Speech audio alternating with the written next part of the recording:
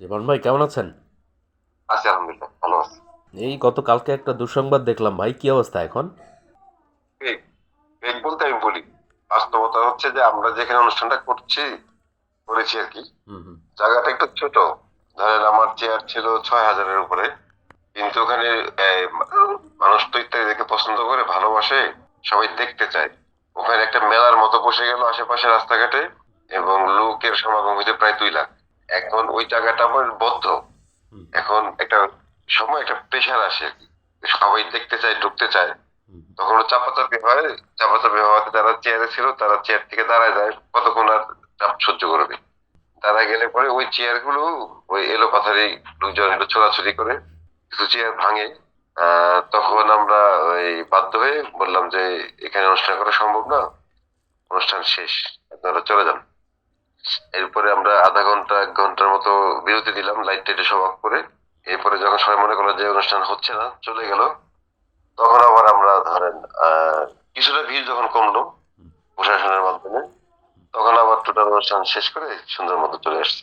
এইটাকে বানায় ফেলছে যে ইত্যাদিতে ভাঙচুর, বন্ধ, হামলা টামলা, যার যা ইচ্ছা সেরকম, মানে ইয়া দিয়া, ক্যাপশন দিয়া নিউজ করে দিচ্ছে। হুম। অনুষ্ঠান আমাদের সম্পূর্ণ সুন্দরভাবে শেষ হয়েছে। মাঝখানে একটা প্রেসারে আমরা কিছু অনুষ্ঠানটা বন্ধ রাখছিলাম, মানে আমাদের প্রতি কারো বিরূপ প্রক্রিয়া বা আমাদের বিরুদ্ধে গিয়ে কেউ কিছু করা সেটা না। এলাকার লোকজন আমাদেরকে, ভলান্টিয়াররা যথেষ্ট সাপোর্ট করছে, যথেষ্ট সহযোগিতা করছে। পুলিশ প্রশাসন, জেলা প্রশাসন, স্থানীয় ছাত্ররা, সবাই হেল্পের মানে সহযোগিতার কারণে পরবর্তীতে পরিবেশটা শান্ত হয়, এরপর আমরা অনুষ্ঠান করে আসতে পারি। বুঝতে এই আর পারলাম। তার মানে অ্যাকচুয়াল কারণ ওই যে বাড়তি যে দোকানপাট ইয়েটি এগুলা গ্রাম্য এলাকায় যেটা হয় আর কি, বেসিকলি ওই জায়গাটা থেকে সূত্রপাতটা আর কি। কি। মানে মানে ইত্যাদি কথা শুনে মেলার মতো বসে গেছে, আর হাজার হাজার লক্ষ লক্ষ লোক আসছে, প্রায় 2 লক্ষ লোকের উপরে হবে বের আসছে। ওই ভিড়টা সামলানোর জন্য আমরা কিছুক্ষণ অনুষ্ঠান বন্ধ করছি, মানে তারপরে সব লোকজন সরাই টরাই দিয়ে, এত প্রেশার তো সামলাতে সময় লাগে। যে কারণে আমরা পরে বলছি যে বন্ধ। যারা দেখে নাই চলে গেছে, তারা ভাবছে যে অনুষ্ঠান আর হয় না, এখানে করা সম্ভব হয় না, বন্ধ হয়ে গেছে। এই হচ্ছে মূল বিষয়। বাট অনুষ্ঠান খুব সুন্দরভাবে করেছে এবং সবাই খুব সহযোগিতা করছে। যাক আলহামদুলিল্লাহ, বাট আপনাদের কোনো ক্ষতি হয়নি তো, বা কারো কোনো সমস্যা? না না না, আমাদের ক্ষতির কোনো কারণই নেই।